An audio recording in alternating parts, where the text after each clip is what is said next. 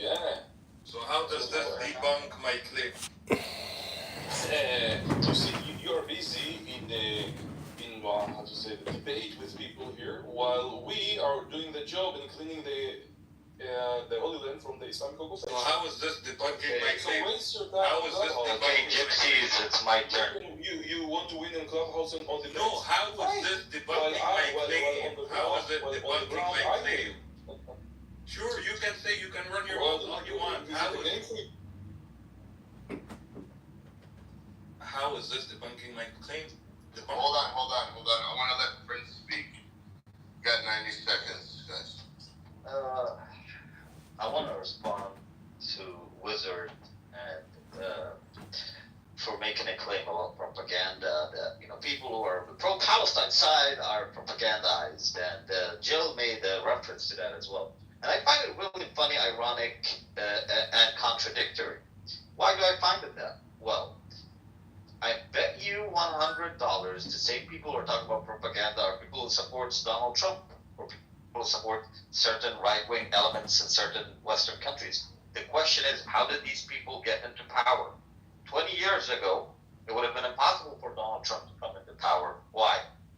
Because mainstream media controlled the narrative. And the same standard applies to Palestine. Mainstream media in the West, especially in the United States, controlled the narrative about Palestine in favor of Israel. The advent of social media gave people globally more access to information. Here's the funny part. When people... Boom! Boom!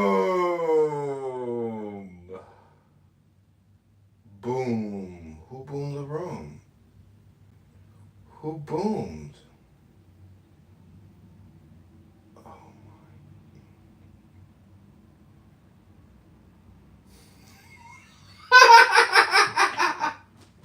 my. Okay, this is called Boom Who Boomed. This is Dr. Wizard. I boomed that room. That was me. Don't tell anybody, but it was me. Who boomed the room? Boom, boom, boom. Who boomed the room? Who boomed the room? Boom, boom, boom. Who boomed the room? Who boomed the room? Boom, boom, boom, boom. Who boomed the room? It was me. Shh, don't tell anybody. I think I want to just go into music, to tell you the truth, and just like record like comedy. It's so smart to just like get into music, but maybe I should just like dedicate some time to actually trying to record some music. Go into my other room and set up some recording devices and just like chat GPT out some lyrics or something and live stream and create some clips. Damn, that's so smart. Just get into music. Music is like, you can say everything there in the same way that you can do it in comedy, but it's even more hypnotic. I think that's what I'm gonna do. Should we start that today? Should we start? The band's getting back together. Oh my god, the band is getting back together.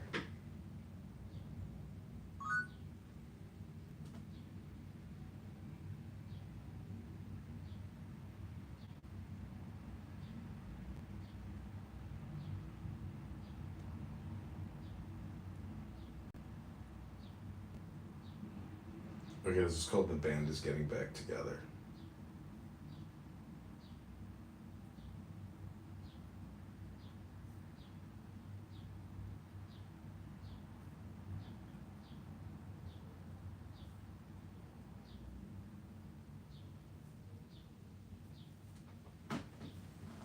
Dr. Mahmoud, the band is getting back together, Dr. Mahmoud. Power rush. Bull rush. Doc has arrived. The band is getting back together, Doc. You're our lead singer. I don't know if you know that. You're my number one singer, actually. I have you singing some good riffs, but what we're gonna do is I'm putting a band together for my campaign. And yes. Powerball. I want to be a singer. I want to be a vocalist. Really? Yeah. Welcome back, Doctor Don.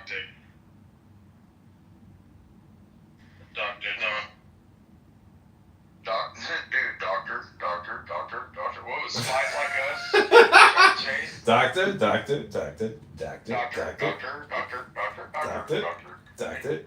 Yeah, it was Dan Aykroyd and Chevy Chase. He Spies Like Us. Yeah, hell yeah, I love that movie. Damn, that's an old one. I mean, not old, but like that reference. But it's an oldie but a goodie. My favorite is Trading Places with Eddie Murphy. That movie has like every element of. Oh, it's like, and then hold on, that pork belly's like everybody got all their money and they got all them things and they don't need them back. They gotta let it get down to like 62, and then you got Mortimer. He done saved us millions of dollars. Dude, but at the end of what was that? Boomerang? No, it wasn't Boomerang. It was when he came back to the Queens, Coming to America. And at the end of that, he gives like, a couple $50,000 to Mortimer. And he's like, Mortimer, we're back! He gives the money to them at the end of the movie. And it was kind of like an homage to Trading Spaces. Or Places. Aykroyd and Murphy, yeah, that was a dope movie. We don't get no movies like that no more. I know, that's why they're so special, because they could remake those movies, to tell you the truth. Like, those are... You couldn't do it right. It doesn't matter. People would show up for it, because it's like introducing the next generation, the parents introducing them to the same movie. That's the whole thing. It's all just repeating itself already. You know it's true. You know that it's true. I'm just suggesting. Dude, I remember, I think one of the very first movies I ever saw, and that I can remember, I was at a drive-in movie theater, and my parents took me in a convertible car, and I watched Animal House with John Belushi, Jim Belushi. I don't know which one's which. The one that died. But it was Animal House. And then, throughout my life, I remember that in like my mid-20s, they made that movie Van Wilder, with Ryan Reynolds, and it was literally just a remash of Animal House. There's nothing new under the sun, like you always say. Do we know this guy? Is it Doc? Doc, yeah. I can't see my phone. Yeah. Doc, I'm in a room called Love is the Message. I'm with Dr. Ann, Dr. Brock, Dr. Messenger. Oh, good lord. I'm putting the band back together, everybody. We've become a musician today. We're playing music.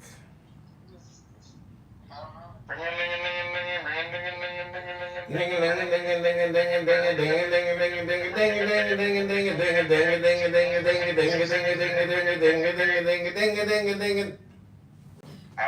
things I don't know what you want to say about it. I'll be doing it like this, I ain't playing with you. I'll tell you like a white boy, and I tell you like a black. Love is the message. Love is the way. I have a question for the room. What is the source of love? The remove button for me right now.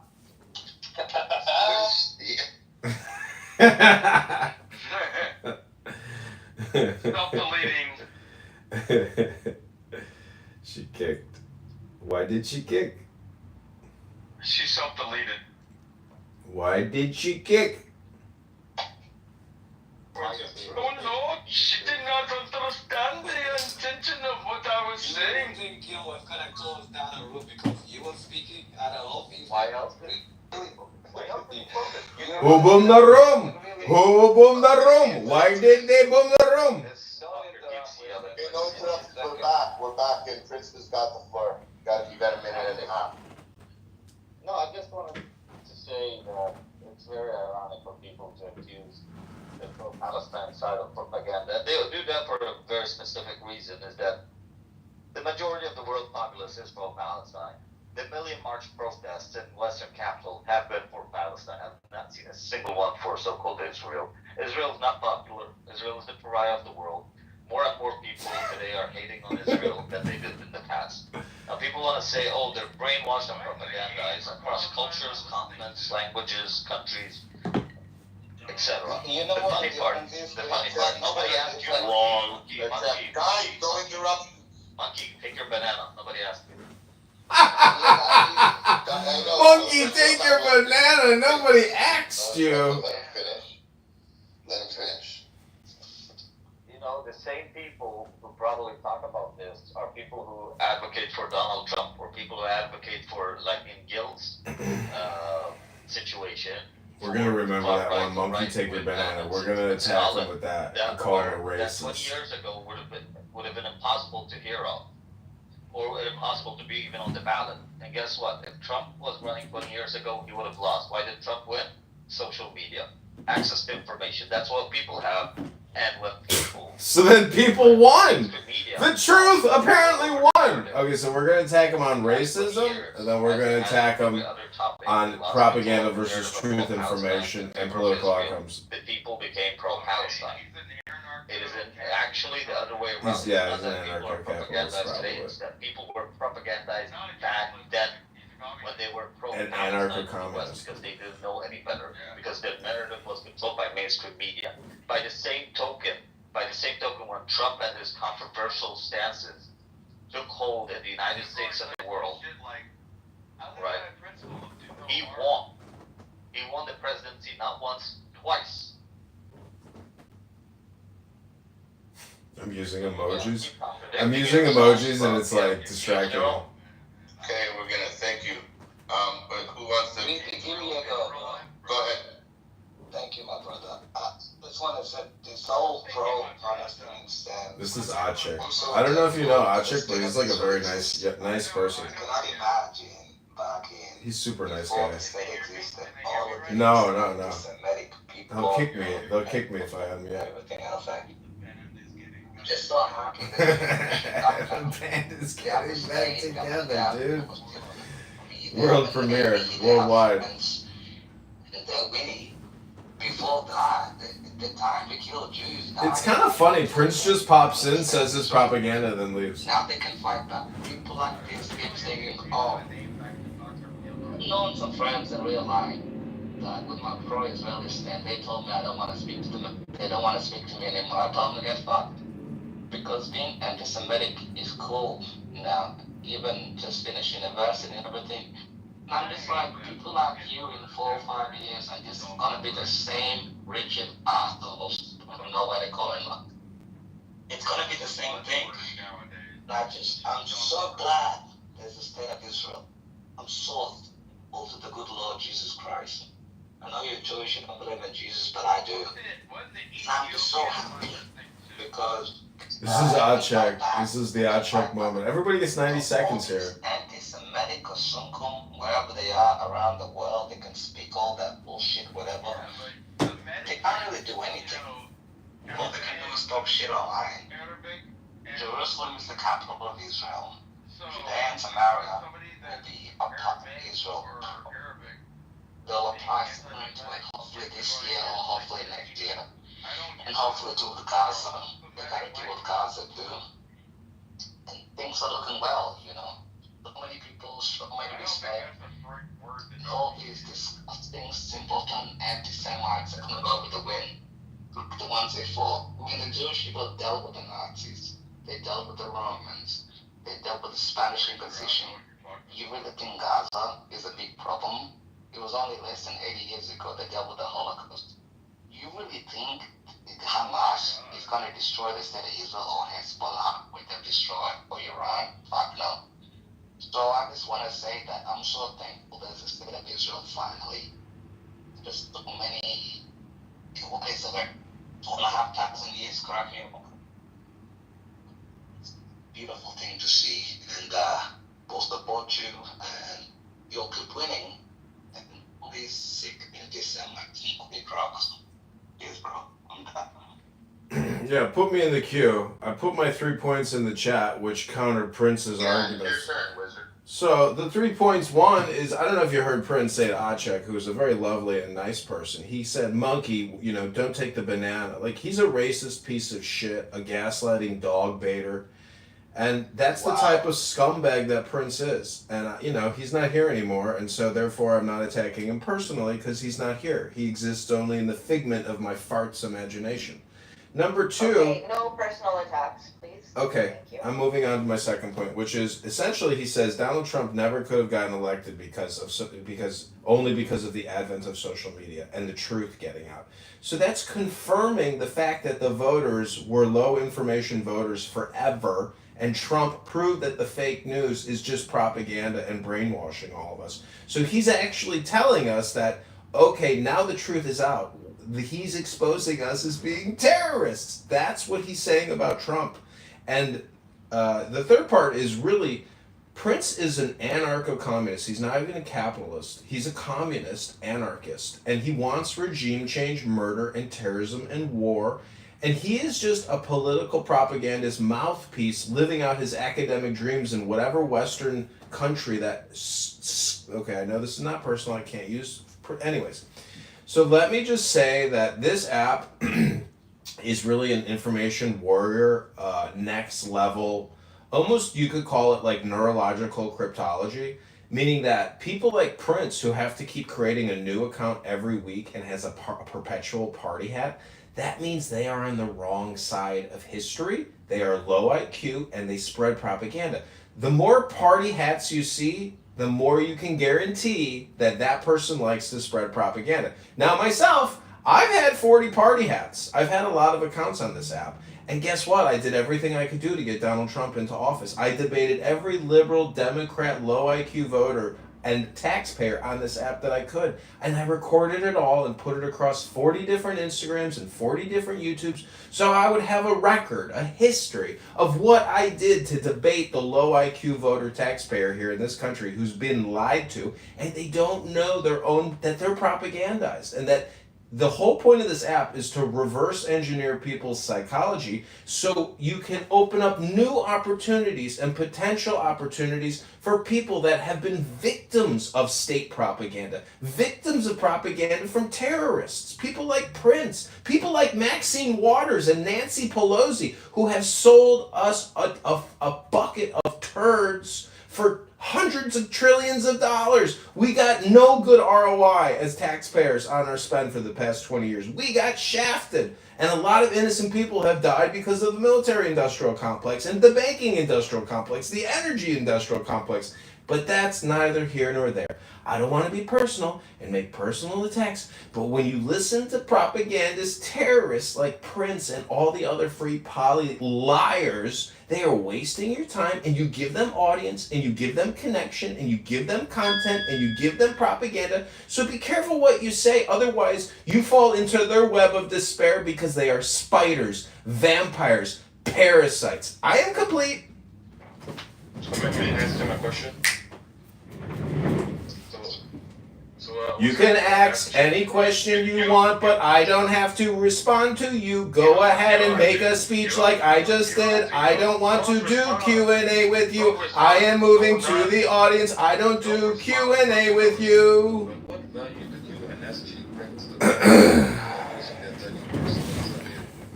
The second, he called me a monkey, which is how Boom! Who boomed the room? Boom! Who boomed the room? When you ask me that question about plastic people, he literally called me a monkey. It's the same way as all pro-Palestinians, they call us a lead. Even you look at Sudan, 100 protests in Sudan, nearly 500,000 people have been killed in Sudan, in Congo. So are you black, if I may ask? Are you a black person? I'm South Sudanese, both I'm black. So are you protesting against Israel and what they're doing for the black Why would I people? protest? Just asking. Can you answer the question? No, I'm probably 100%. I'm South Sudanese. You get the difference? They can't hear you. They kicked me to the audience. Skinny, he's not Sudanese, he's South Sudanese. South Sudanese has a big So you're not black. No, he's black. What? The Sudanese, they have Arab roots, and South Sudan. They're are black. different. Sudan are black. Hamid Ball is the tallest player ever in the NBA. We're black. So we're actually the I was reading something. What did you say? Exactly. So as a black person, do you know? So as a black, yeah, but as a black person, I don't know what this Arab or South or West or whatever. Do you know the difference between South Sudan and North Sudan, Skinny? But do you? Most passive. Are passive. That's the part of passivity. So yeah, for sure. Yeah, I mean, you're like my kids. When I go pick my kids up and they get in my car, are they trusting me, or are they just? They probably aren't even thinking that much. Yeah. I know they don't pay attention to traffic. Your children. If it was an adult you were driving. And when you're like a child when you're on an airplane on Delta Airlines, right? Not You're very self-serving. You don't get to go into the cockpit. Yeah, I wouldn't get on the plane if I didn't trust the entire airline and the way they run the business, which I think you do. I wasn't trying to pick a fight. I just meant like from a subordination to the process and the rituals of safety. Unlike maybe the medical process, somebody says trust the science. You know, people are picking their flights based on whether it's a Boeing or not. I'm sure that happened before. It's happening a lot right now.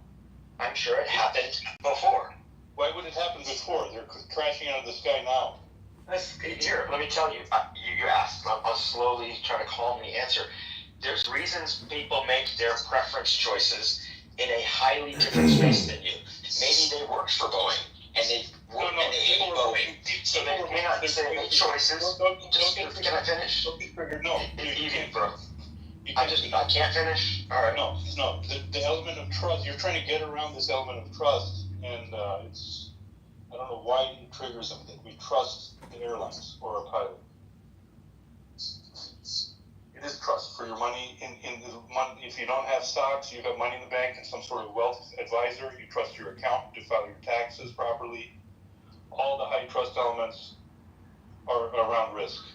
Otherwise, you wouldn't need trust if there was low risk.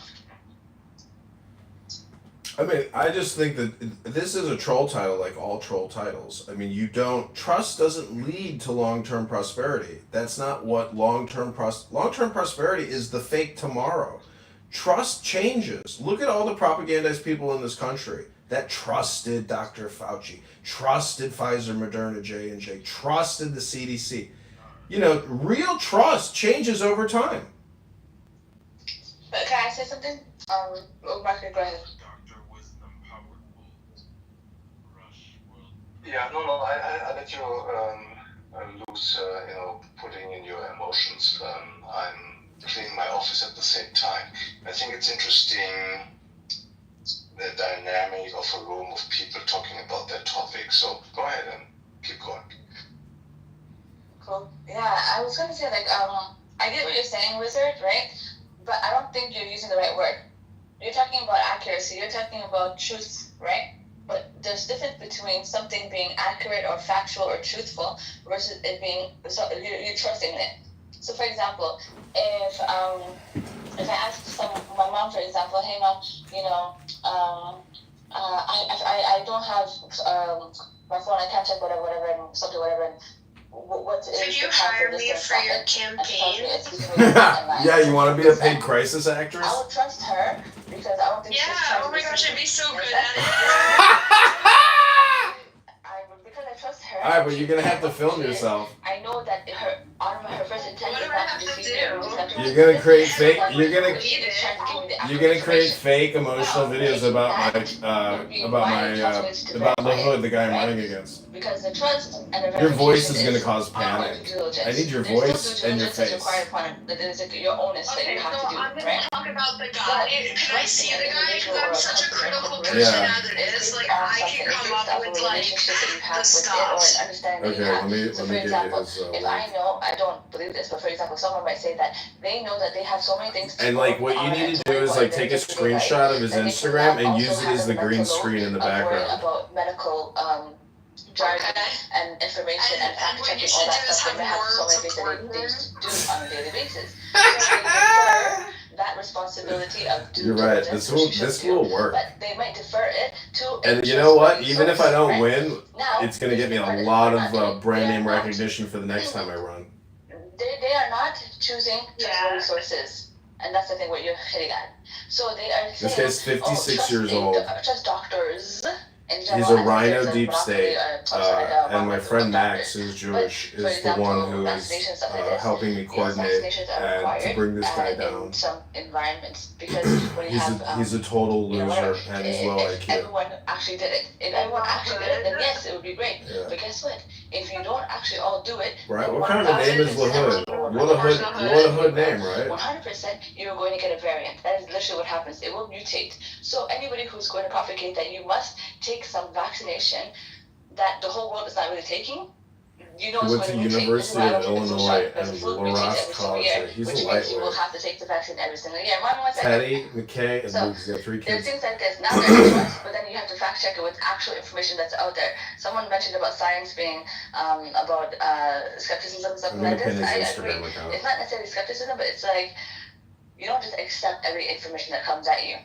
You wait until a reliable source that you deemed reliable, meaning that you have had to have actually tried to look at reliable sources, and you know from your own understanding what is something that you have to defer to. You know, you might not be equipped to be knowing all of the law. You might not be equipped to know all of medicine or science or religion or whatever. Is this bitch gonna go forever? To certain people. Alright, I pinned the link. I would place my same level of trust the same way that I would put my medical health care in. So if I'm going to go to a doctor, I'm trying to see if I can find any dirt on practical experience more than me. I can go ahead and find some dirt and then create the reaction response video and say, I am opposed and absolutely appalled to Darren LaHood. Darren believes that, believes this.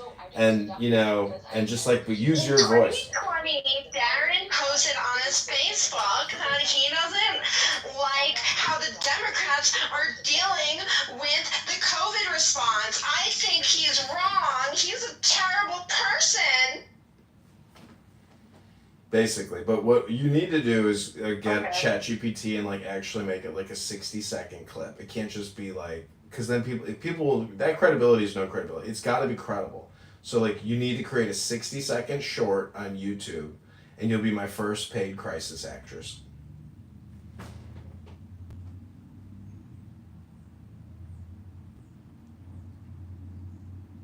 Ooh, he said China has a plan. What is this guy saying? This is good. I might want to vote for him.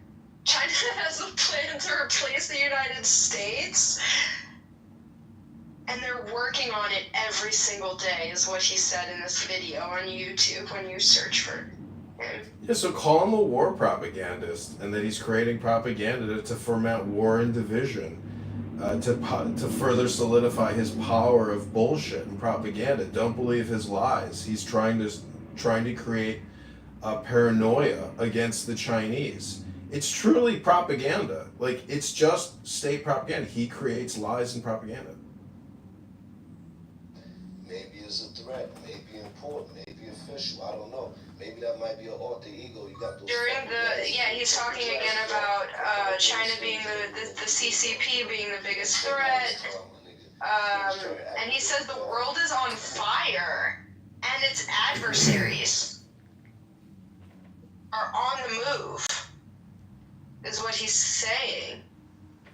Yeah, man, this guy's intense. What else is he saying? He has called himself a fiscal conservative focused on budget issues. LaHood serves on the House Ways and Means Committee and the Committee on the Chinese Communist Party. I'm like, wait, what? Because I read, okay, so there's a committee on the CCP. He is not on the CCP, he is on the committee on the CCP. There you go.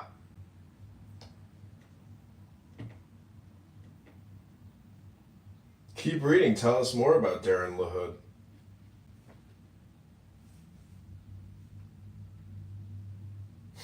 It says that he's supporting a new DOJ lawsuit. Tax increases. Talking about the TikTok getting purchased.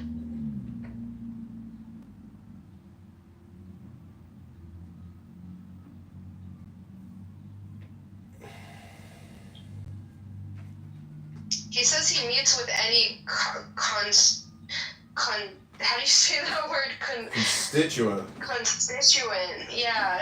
What does that mean? Any voter? It means that he will meet with anybody, no matter how radical or ridiculous. Have you met with him? No, I'm running against him. I'm using you to create content about him. So why don't you do a Borat style, where you meet him? Yeah, that's a good and idea. Film it. You could I've seen so much content in my life as a young child that my brain's probably built for this. I think you're the crisis actor we've been looking for.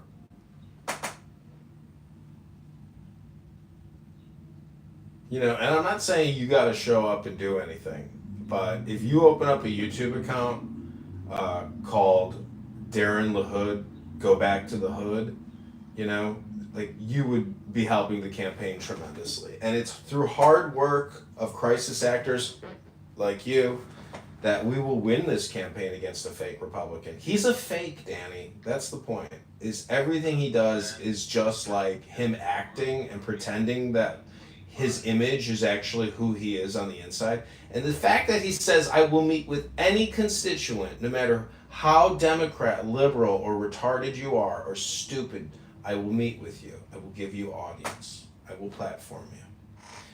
Doctor has returned. The band is getting back together. This is the power, bull, energy force room you're looking for. This is the Darren LaHood 16th District fake Republican campaign to elect John with Dr. Wizard. I want to thank you all for coming. I knew you would come, and I hope you come again. Hello, welcome back, Doctor. I'm going back to help you today. Doctor. Okay, sounds good. Go ahead. He wants to solicit help. Dr. Wisdom. TA Don was just here. I know, I just spoke with him, Dr. Muhammad. Okay. And, for people who say maybe that I am anti-Muslim, anti-Islamic, anti-terrorism, I have Dr. Muhammad here with us. Dr. Muhammad, would you say that I'm a racist, a bigot, or that I don't believe in coexistence and inclusion? No. I think you treat everyone fairly, especially when you introduce them as guests on your world premiere podcast. I think you extend your kindness and empathy to others, whether they're Islamic, Christian, Jewish. You love us all. You're a good doctor. Wow. That's really a fantastic endorsement. Book it, Danny. Put that endorsement in the books. We're going to put that in the journal. Thank you so much all for coming. We are now moving on to the next stage of this morning podcast against Darren LaHood, the fake Republican.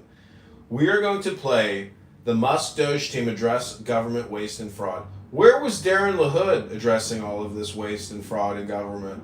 Never heard about it, never heard him talk about it. He says he's working on the budget. He's a conservative, fiscal conservative, but as we know, that's just not true. Completed is states who want to participate must submit a letter of intent.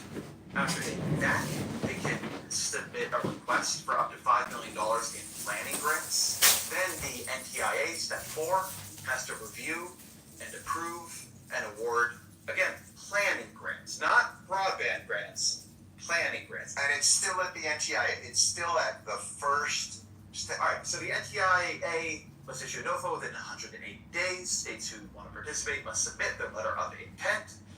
Step 3, they can request up to $5 million in planning grants. Just planning.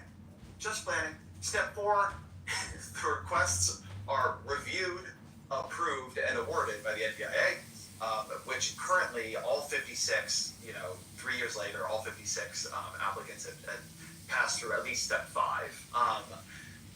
It took more than 3 years, so it's a long time. States must submit a 5-year action plan. The states kind of go back and they kind of think about how they're going to do this, and they don't just say, okay, thank you for the money, we're going to spend it, and you can see how it worked out later. We're like, here's our 5-year action plan. Then the FCC must publish the broadband data maps before NTIA allocates funds. So having done the NOFO, the letters of intent, the request for planning grants, then the review, approval, and awarding of the planning grants, then the 5-year action plans. In between that, the federal government has to put forward a map saying where it thinks we need rural broadband subsidies. And then, of course, the states need an opportunity to challenge the map for accuracy. And you can imagine this doesn't all happen in like a day. Okay, so then the NTIA, step 7, has to use the FCC maps to make allocation decisions.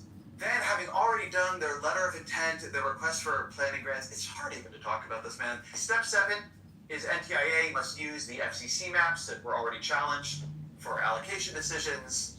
Then, having submitted all this, I think this one is actually quite amazing. Having submitted their 5-year plans or letters of intent, step 8 is states must submit an initial proposal to the NTIA. Then, is that the result of their $5 million planning fund? This I assume, but then what was the 5-year plan? And what the fuck did they apply for? What was their NOFO? Like, if the 5-year action plan isn't the initial proposal, then what's the 5-year action? Forget NOFO. Okay. MOFO. Step 9, NTIA must review and approve each state's, again, initial proposal. By my read, we have had at least 2 initial proposals here, but that's a different issue. Oh my God. Step 10, states must... So that's on Geiger Capital. There's 18 million views of that, and that's Jon Stewart reacting to essentially broadband spending hundreds of billions of dollars for access to low-income or urban or suburban, rural access. It's all fucking a scam. So again, this is the campaign to elect John this Saturday, March 29th, 2025. Danny is our first paid crisis actor. Thank you, Danny, for being a participant of this campaign. I'll send you the waiver so your voice and image can be utilized in our campaign to primary and unseat Darren LaHood in the 16th District. This is campaign day number 2. Thank you for being here. We're going to continue the show. So up next, we are going to play the Elon Musk Fox interview where he calls out the government for wasting hundreds of billions of dollars. Get ready. Not a lot of people want to listen to this type of stuff on Clown House. They want to live in their own little bubble. But it's not stopping. Doge is douging. And a lot of these douches on this app are about to get doged. It's happening again. The band is getting back together. World premiere 2025. It's so amazing. The band is getting back together. Okay, listen to this. This has... Uh-oh. Chicken Hillary's calling. My campaign coordinator. Hello, Chicken Hillary. How are you? I'm fine. How are you? I'm good. Today is day number 2 on the campaign. We're about to listen to Elon Musk talk to Fox News. You called just in time. So I wanted to thank you for volunteering to be my campaign coordinator number 2. God bless you. Here we go. There's a lot of interest in this. First let me start with you, Elon. What are the budgetary savings goals, and how much do you think you've achieved so far? Our goal is to reduce the deficit by $1 trillion. From a nominal deficit of $2 trillion to try and cut the deficit in half to $1 trillion. Okay, go ahead, Chicken Hillary. I'll give you 30 seconds since you decided to call into the campaign HQ. Go ahead, Chicken Hillary. He's kind of in and out, and oh my God, I saw his and throwing up in my mouth. Okay. He's such a fucking dick. I hate him. You hate Elon Musk? Adrian Dittman? No, I like. Oh. John Kitover. Oh, okay, cool. Him, I hate. You hate Adrian Dittman and Elon Musk? I hate him. Wow, you hate him. I hate him. We looked at it in total federal spending to drop the federal spending from $7 trillion to $6 trillion. We want to reduce the spending by eliminating waste and fraud, reduce the spending by 15%, which seems really quite achievable. The government is not efficient, and there's a lot of waste and fraud, so we feel confident that a 15% reduction can be done without affecting any of the critical government services. I'm going to talk to all the guys. If not making it better. going to talk to all the guys here about the specifics, but for you, what's the most astonishing thing you've found out in this process? The sheer amount of waste and fraud in the government. It is astonishing. It's mind-blowing. We routinely encounter wastes of $1 billion or more, casually. Oh my God. For example, like the simple survey that was literally 10-question survey that you could do with SurveyMonkey, cost you about $10,000. The government was being charged almost $1 billion for that. For just the survey? $1 billion for a simple online survey. Do you like the national park? And then there appeared to be no feedback loop for what would be done with that survey. So the survey would just go to nothing. It was like insane. You technically are a special government employee, and you're supposed to be 130 days. Are you going to continue past that, or do you think that's what you're going to do? Or? Well, I think we will have accomplished most of the work required to reduce the deficit by $1 trillion within that time frame. So in that time frame, 130 yes. days. And the process is a report at some point at 100 days? Or? Not really a report. We are cutting the waste and fraud in real time. So every day that passes, our goal is to reduce the waste and fraud by $4 billion a day, every day, 7 days a week. And so far we are succeeding. And I'm going to talk to the specifics, but there obviously are Doge critics who are reading all kinds of stuff. Obviously lawmakers on the other side of the aisle are attacking you, and they characterize the approach as this: fire, ready, and then aim. And how do you approach that? How do you respond to that? Well, I do agree that we actually want to be careful in the cuts, so we want to measure twice, if not thrice, and cut once. Actually, that is our approach. They may characterize it as shooting from the hip, but it is anything but that. Which is not to say that we don't make mistakes. If we would approach this with the standard of making no mistakes at all, that would be like saying someone in baseball's got to bat 1,000. That's impossible. So when we do make mistakes, we correct them quickly, and we move on. Some people say this shouldn't take a rocket scientist. Steve Davis, you are a rocket scientist. You used to be. Yeah, and now essentially you're the chief operating officer of Doge. Day-to-day operations. Fair to say? Yeah, part of the Doge team. Wait, so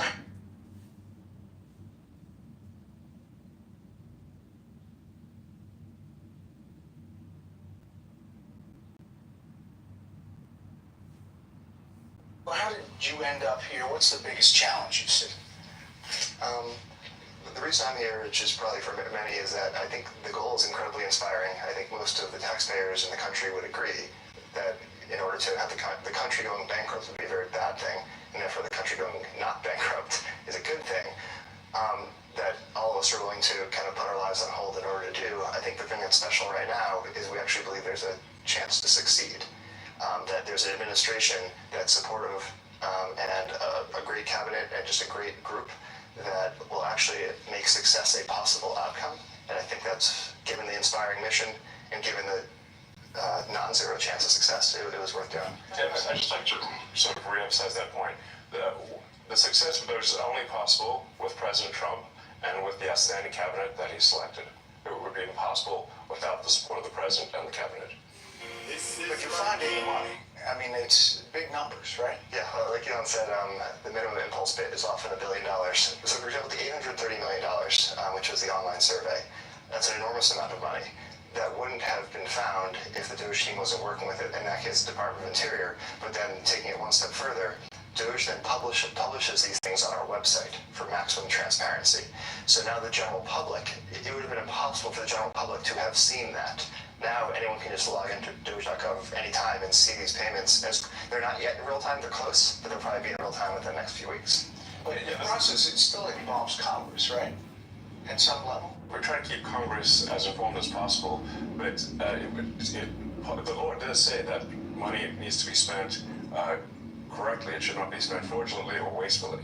It's not contrary to Congress to avoid waste and fraud. It is consistent with the law and consistent with Congress. And we've seen actually great support, at least from the Republican side of the House, and occasionally some Democrats too. It's nice to see people cross the aisle once in a while. But Usually when they attack Doge, they never attack any of the specifics. So they'll say what we're doing is somehow unconstitutional or legal or whatever. We're like, well, which line of the cost savings do you disagree with? And they can't point to any. And we list them all on Doge.gov and the Doge handle on X. And you'll see just outrageous things, one outrageous thing after another. Joe Gabbia, besides Elon, you're one of several billionaires here, co-founder of Airbnb, and you wanted to help out. I bumped into Anthony Elon probably back in February, and they told me something about a mine that was dealt with retirement, and they said that he needs somebody to help out to fix retirement in the government. I loved the challenge, so I jumped on board, and it turns out there is actually a mine in Pennsylvania that houses every paper document for the retirement process in the government. Now picture this. This giant cave has 22,000 filing cabinets stacked 10 high to house 400 million pieces of paper. It's a process that started in the 1950s and largely hasn't changed in the last 70 years. And so as he dug into it, we found retirement cases that had so much paper, they had to fit it on a shipping pallet. So the process takes many months, and we're going to make it just many days. Will it be digitized, or how? Yeah, absolutely. So this will be an online digital process that will take just a few days at most. And I really think, it's an injustice to civil servants who are subjected to these processes that are older than the age of half the people watching your show tonight. So we really believe that the government can have an Apple Store-like experience, beautifully designed, great user experience, modern systems. Because right now, it's by hand. Yes, the retirement process is all by paper, literally with people carrying paper in manila envelopes into this gigantic mine. So they can't retire more than a certain number every month? Yes. About 8,000 a month. That's how we did. The reason we discovered it was we were saying, like, well, let's encourage voluntary retirement. And so most they could do is 8,000 a month, and even under normal circumstances, it can take 6 to 9 months just to have your retirement paperwork processed, and they often get the calculations wrong. So we're like, well, why would it take so long to retire? And they're like, well, because of the mine. They're like, what do you mean a mine? What's a mine got to do with retiring? And that's where we discovered that all the retirement stuff is still done by paper in a process that looks identical to what occurred in the 1950s. Like, if you took a snapshot of the mine when it first started in the 50s to today, it looks the same. It's amazing. So how long do you think it'll take to turn over? We're working as fast as we can. Probably next couple of months we'll have this overhauled. And, I really think, again, why are we subjecting our federal workers to processes